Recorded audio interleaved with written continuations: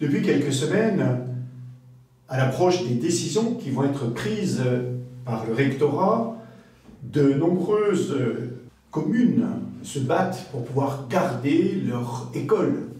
Car malheureusement, nous savons que la diminution du nombre d'élèves, mais aussi la diminution du nombre d'enseignants, entraîne des mesures drastiques qui conduisent à la fermeture de classes et parfois donc à la fermeture d'établissements.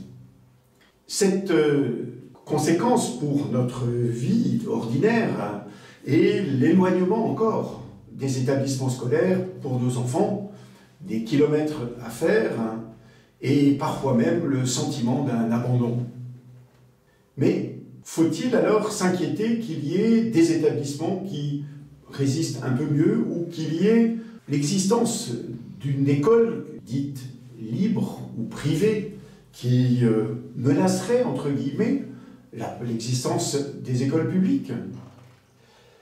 J'ai souvenir d'un épicier de ma connaissance qui avait vu d'un très mauvais œil s'installer une boutique similaire à la sienne et qui en était furieux jusqu'à ce qu'il comprenne qu'en fait, cette présence d'une autre épicerie dans le voisinage permettait au contraire d'abord à ses clients de varier les propositions et ensuite était un stimulant pour lui et un défi.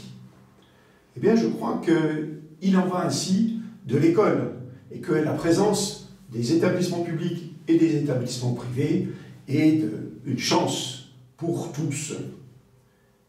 Le métier d'enseignant, j'ai déjà eu l'occasion de le dire, est un métier à la fois noble et rude.